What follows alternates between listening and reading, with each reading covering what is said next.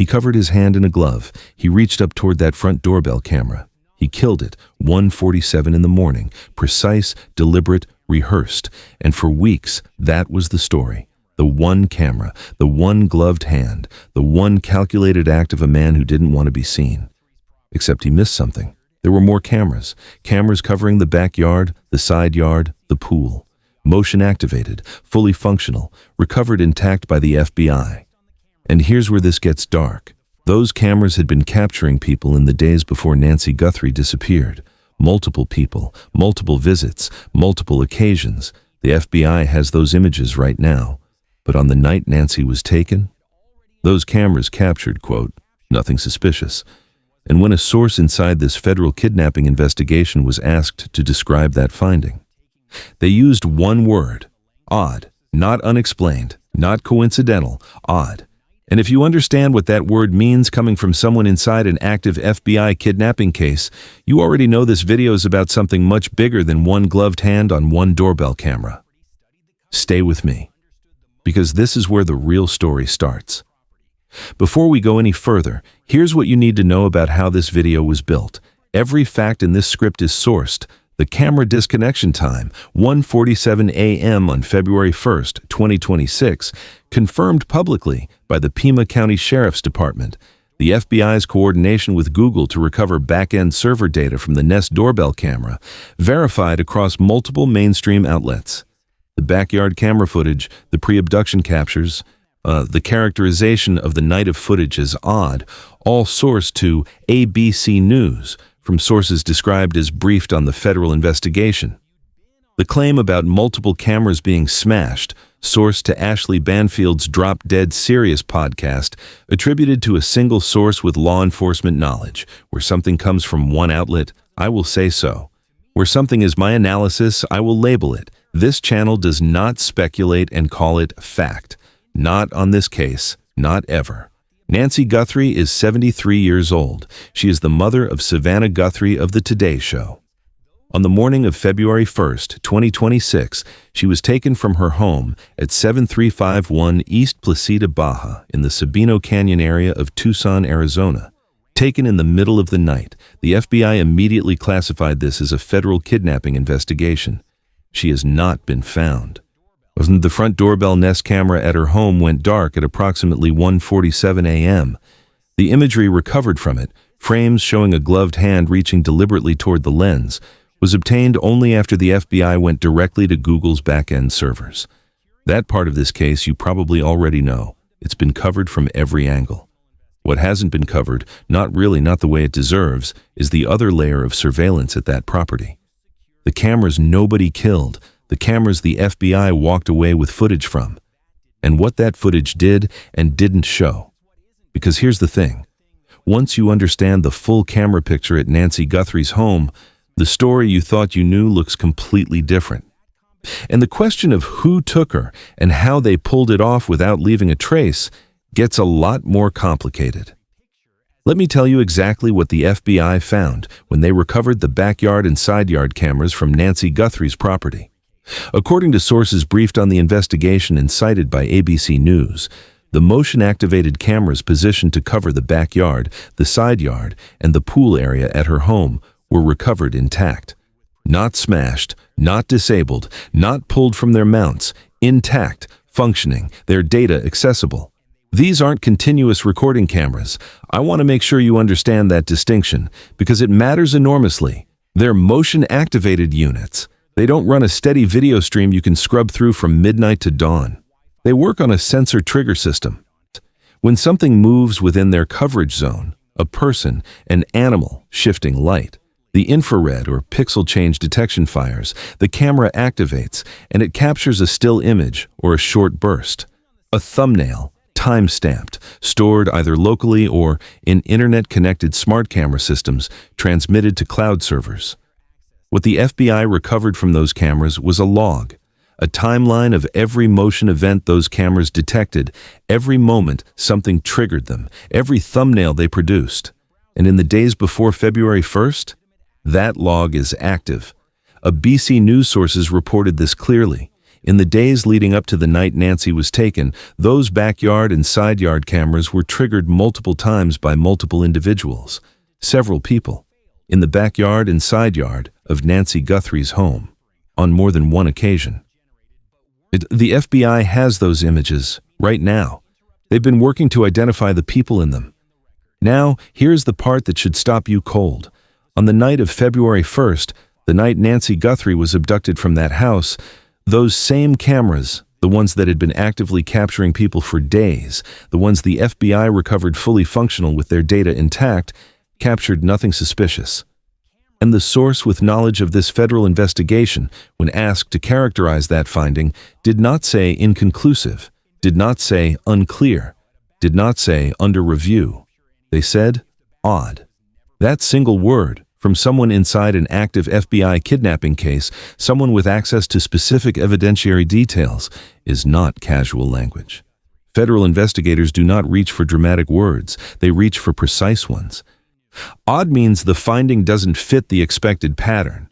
It means something that should make sense doesn't. It means the absence of footage is not the end of the question. It is the beginning of a much harder one. Here's what I want you to do. I want you to set aside everything you think you know about how this abduction unfolded and look at the camera evidence as a complete picture. Because when you do that, when you lay it all out from beginning to end, what you're looking at is not a series of random details, it's a pattern. Start with the front doorbell camera. This is the one that's been covered to death, and rightly so, but let's be precise about what it tells us. Someone approached the front of Nancy Guthrie's home in the early hours of February 1st wearing a glove on their hand. They reached up toward that specific camera, the one camera positioned to capture faces and vehicles approaching the front of the property, and they disabled it. At 1:47 a.m. Exactly. That is not impulsive behavior. That is not someone who stumbled onto an opportunity. That is a person who knew that camera was there, knew what it could capture, knew it needed to go dark, and came prepared to make that happen. Now, move to the backyard and side yard cameras. According to Ashley Banfield's Drop Dead Serious podcast, and I'm flagging this as single source reporting, it has not been corroborated by other mainstream outlets as of the time this video was produced. A source described as having law enforcement knowledge claimed that it wasn't only the front doorbell that was targeted. The source said, and I'm quoting, "Mrs. The Guthrie had cameras plural at this home, and that they were smashed. The claim extends further, multiple exterior lights, also disabled. If that's accurate, you're looking at a systematic, pre-planned sweep of the exterior security infrastructure at this property. Not one camera, multiple cameras, multiple lights, a coordinated act of erasure. But here's where this pattern gets complicated, and this is the detail I need you to hold on to. The backyard cameras weren't smashed. They were recovered intact, functioning. If someone went through this property targeting its security infrastructure, they either didn't know about those cameras or they didn't need to destroy them physically because they had already handled them another way. Now add the pre-abduction footage. Several people, captured on those motion-activated cameras in the backyard and side yard on multiple occasions in the days before February 1st. These aren't incidental captures. These are people who came close enough to the house to trigger infrared sensors. Close enough to be logged, close enough to be on camera. In any targeted kidnapping investigation, and the FBI has approached this case from day one as a targeted abduction, not a random crime, the period before the event is the reconnaissance phase. You don't take someone from their home in a residential neighborhood at 1:47 in the morning without doing your homework first. You visit the property, you map the layout, you find the cameras, you learn the coverage zones, you identify the blind spots. And if you were one of the people captured on those cameras in the days before February 1st, if you were in that backyard, close enough to trigger those sensors, close enough to watch the thumbnail activate, you would know exactly where those cameras pointed. You'd have walked the field of view yourself, which means on the night of the abduction, you'd know precisely where not to go. Or, and this is the thread investigators appear to be pulling hardest right now, you'd know how to make sure it didn't matter where you went. Because these cameras aren't just cameras, they're network devices, they run on software, they connect to Wi-Fi, They're managed through cloud accounts. A Google Home account, and the kind that would manage a Nest doorbell and potentially the backyard cameras as well, can be accessed remotely. Camera settings, motion detection sensitivity, recording modes, all of it can be adjusted through an app from anywhere by anyone with the login credentials. You don't need to smash a camera that you've already turned off. That's not speculation. That's how these systems work. And in the context of cameras that were fully functional, that had been logging motion events for days, that the FBI recovered intact, and that captured nothing on the night of the abduction, the technical pathway for remote interference is not a theory someone dreamed up. It is a question federal investigators would be asking. And based on the word a source inside this investigation chose to use, odd, it's a question that doesn't yet have a satisfying answer. Here's what a straightforward explanation of the camera silence would look like. It would look like investigators examining the backyard footage from the night of February 1st, finding nothing, and concluding, without hesitation, that the abduction happened entirely at the front of the property. Entry through the front, exit through the front. The backyard cameras didn't capture anything because nothing happened in the backyard. Simple, consistent, closed. If that were the explanation, the source briefed on this investigation would not have described the finding as odd. They would have said consistent, or expected, or not relevant. Those are the words you use when the evidence fits. Odd is the word you use when it doesn't. And here's why it doesn't fit. Those cameras had been active in the days before, capturing people, logging motion events, working exactly as designed. On the night of the abduction, they went quiet. Not just quiet, nothing suspicious. Against the backdrop of everything investigators already knew about this crime, the deliberate camera kill at the front, the pre-abduction activity in the backyard, the evidence that this abduction was planned with significant operational sophistication, a backyard camera that showed nothing doesn't close the picture. It opens a hole in it, and the fact that the source who called it odd is still inside this investigation, still describing it that way, months after February 1st, means that hole has not been filled. Someone has not accounted for the silence, and the people who need to account for it know it. Let me bring together everything we've talked about and show you how it connects to the larger picture of what we know and what remains dangerously unanswered in the Nancy Guthrie case. The FBI's coordination with Google is real, verified, and on record. When the front doorbell Nest camera was disabled, investigators didn't stop at the physical device. They went to the back end.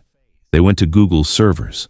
They pulled whatever residual data survived after that camera was killed, because in an internet-connected smart camera system, the footage doesn't only live on the device, it gets transmitted to the cloud.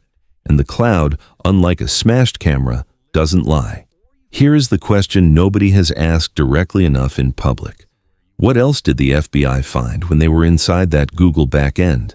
Yet if the backyard and side yard cameras are part of the same Google Home ecosystem, the same account, the same cloud infrastructure, then the FBI's access to that system's server data wouldn't stop at the doorbell. It would include the full account history, login events, device activity logs, remote access records, any session from any device on any date that touched those cameras. If someone remotely accessed that Google Home account from a phone, a laptop, anywhere, that access leaves a record, an IP address, a timestamp, a device fingerprint, the kind of digital trace that federal investigators don't miss when they're already inside a cloud account looking for it. We don't know what the FBI found in that back-end data beyond the doorbell footage. That has not been reported. But we know they were in it. We know they were looking. And we know that the backyard cameras, the ones that had been actively logging people for days, the ones recovered intact, went silent on the night of the abduction in a way that a source inside the investigation found odd. If that silence has an innocent explanation, if it's a coverage zone issue, a positioning detail, a simple fact that the action never came near those cameras, then investigators have it by now. They've had months. And if they had a satisfying, innocent explanation, the characterization of the footage as odd would have been retired. It hasn't been. Which brings us to the pre-abduction imagery. The several individuals captured in that backyard over multiple visits in the days before February 1st. The FBI has those images. The FBI has been working to identify those individuals. and in the months since this case began. Not a single piece of public reporting has confirmed that those people have been identified, cleared, or connected to anything.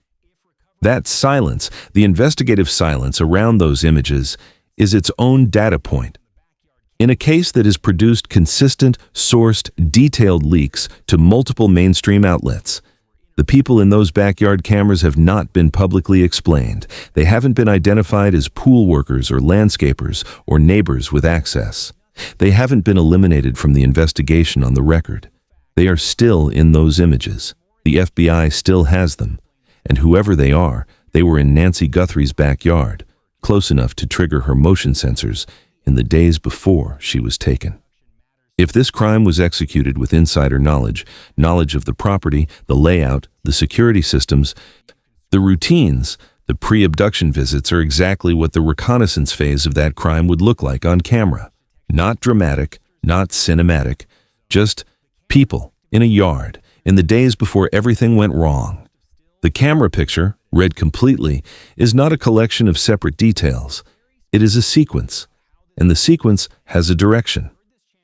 Nancy Guthrie was 73 years old when she was taken from her home. She raised Savannah Guthrie in a house where faith mattered, where family came first. She was the kind of mother her daughter described on live television with a voice that broke, my mom, and then somehow kept going, because that's what you do when the alternative is too heavy to carry.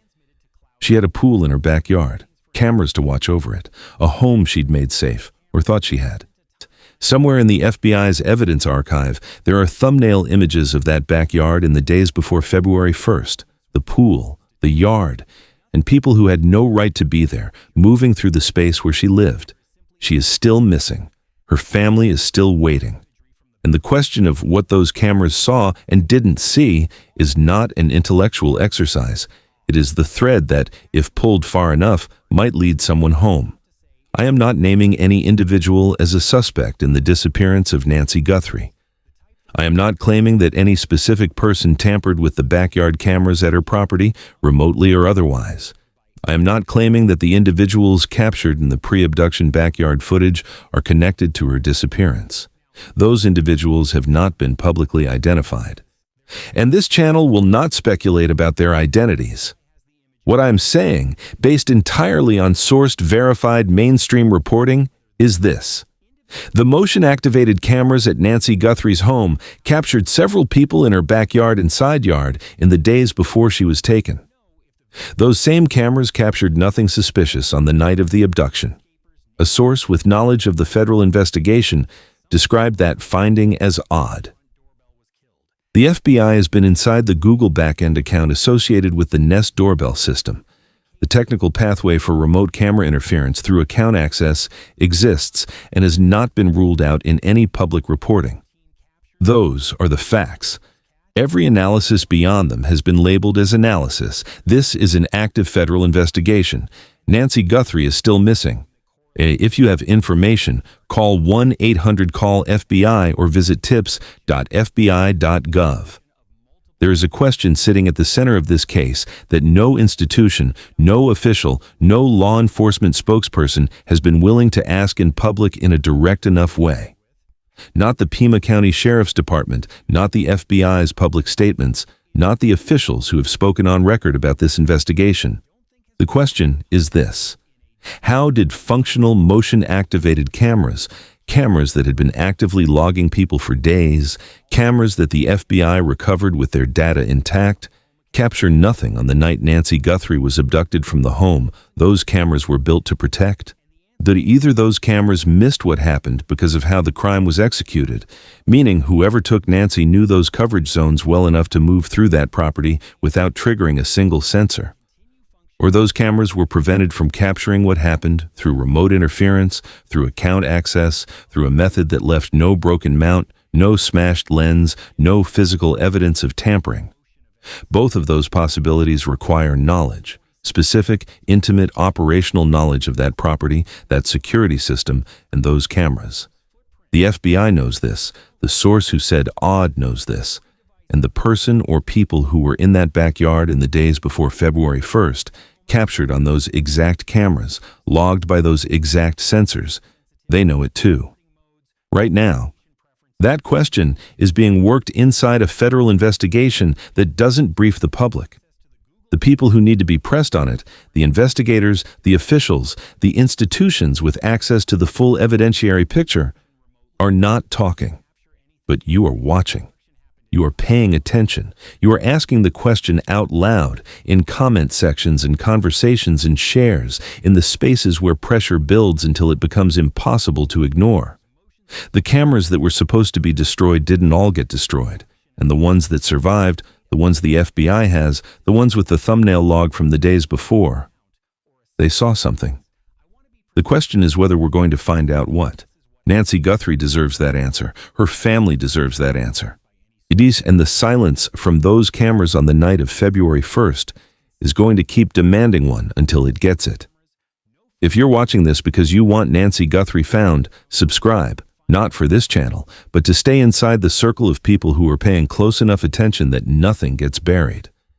Every video on this case goes deeper, and what's coming next involves a thread connected to this investigation that has not been publicly discussed yet, and it changes how you read everything you just heard. In the comments, tell me which detail hit you hardest: the pre-abduction visitors in the backyard, the word odd, the remote access angle. I read every one. And if you have any information connected to this case, any information at all, contact the FBI. 1-800-CALL-FBI, tips.fbi.gov. Nancy's family is waiting.